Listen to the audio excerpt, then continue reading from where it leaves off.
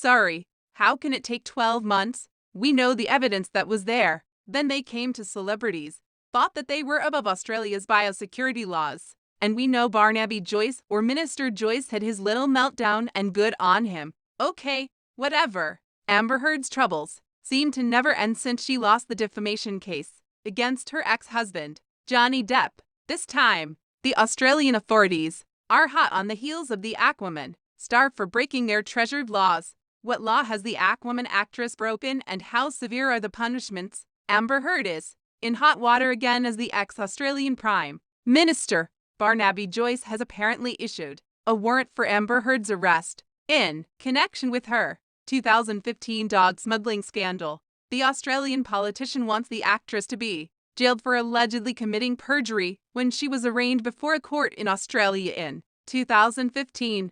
If she's found guilty, the 36-year-old could face up to 10 years in jail or pay a hefty fine of $100,000. The former Deputy Prime Minister made this known in an interview with the Australian TV show Sunrise when he said it now looks like Miss Heard has allegedly not been telling the truth and it's perjury. The visibly angered politician compared her situation with WikiLeaks co-founder Julian Assange, who's wanted in the US for publishing classified documents, and said if they want Julian Assange, well, we'll take Amber and possibly Johnny, said the former Prime Minister, and they can come over to Australia and spend some time at Her Majesty's convenience. He continued, those dogs, when they came in, there were a lot of documents that were not signed and said there were no animals there, and now it looks like Miss Heard has allegedly not told the truth. The politician then changed the U.S. to show fairness in dealing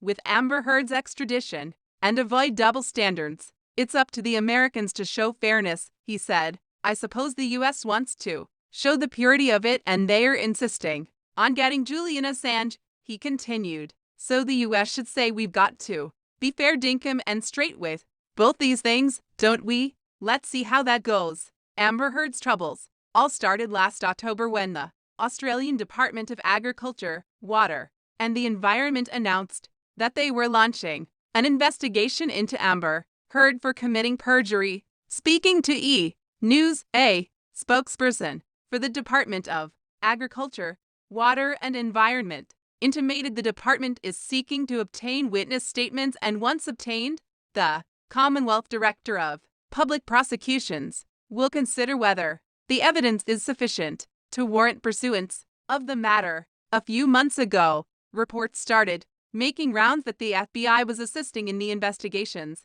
and though the FBI is yet to confirm the reports, a retired FBI agent and lawyer, Bobby Chacon, explained that it's not unusual for the FBI to cooperate with foreign authorities regarding the investigation of U.S. citizens. Speaking to Law and Crime, Chacon said, the FBI maintains an office in Canberra, and there are FBI agents permanently assigned to Australia on a rotating basis. Part of their mission is liaison and assistance. So if the Australians needed something from here in the US, they would certainly contact the FBI Australia office, and the FBI would likely assist. However, a lawyer for Amber Heard denied the FBI involvement in the matter and even claimed that Australian government's investigation was not true. Speaking to News in 2021, the spokesperson opined, it is truly inconceivable, and we are confident it is not true that either the Australian government or the FBI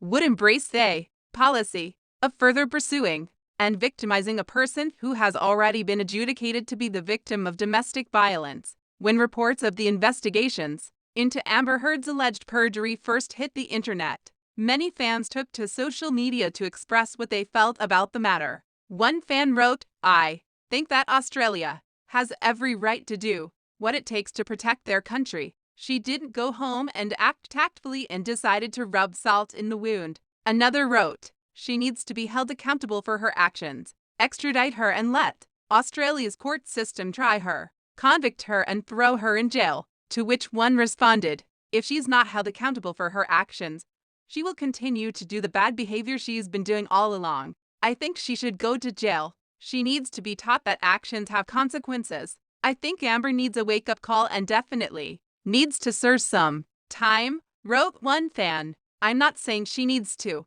serve the maximum on the dog smuggling incident and the perjury incident, but I think she should serve at least a year or more. She is snarky, vain, and thinks the world revolves around her and lies when it suits her. She needs to be taught a lesson.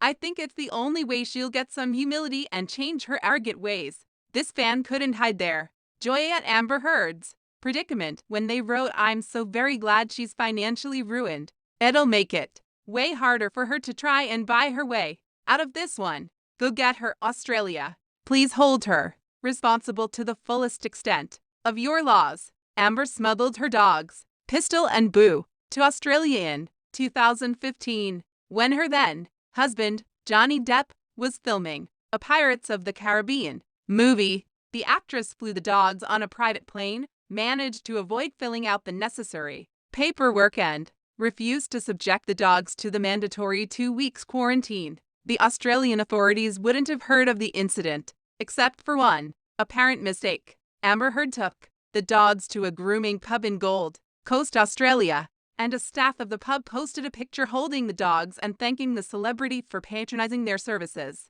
The picture went viral and caught the attention of the ex-Prime Minister, Barnaby Joyce, who flew into a rage over the actions of the American celebrities. In an interview with ABC, the former Deputy Prime Minister gave an ultimatum to the celebrity couple. "Mr. Depp has to either take his dogs back to California, or we're going to have to euthanize them. He's now got about 50 hours left to remove the dogs quickly." Depp and his wife had the dogs flown out of the country back to California, while Heard was charged with 2 counts of smuggling the dogs into the country and falsifying documents to ease tensions and to placate the Australian authorities. Depp and Heard made a video apologizing to the people of Australia, but the video was widely mocked, with many fans panning Johnny Depp for its demeanor in less than the 3-minute clip. Amber Heard was arraigned before a court, but she got off easy after her lawyers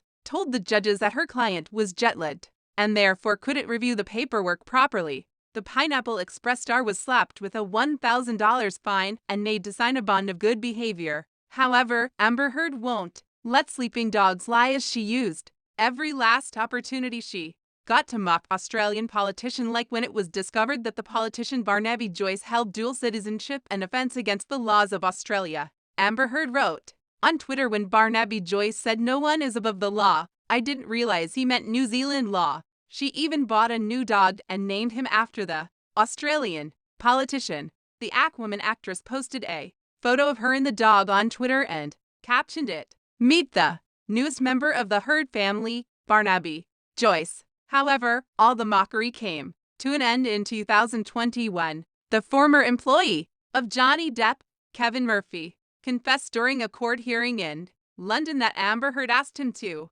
lie under oath concerning the smuggling of the dogs. According to Murphy, he expressed concerns about the legal ramifications of their actions.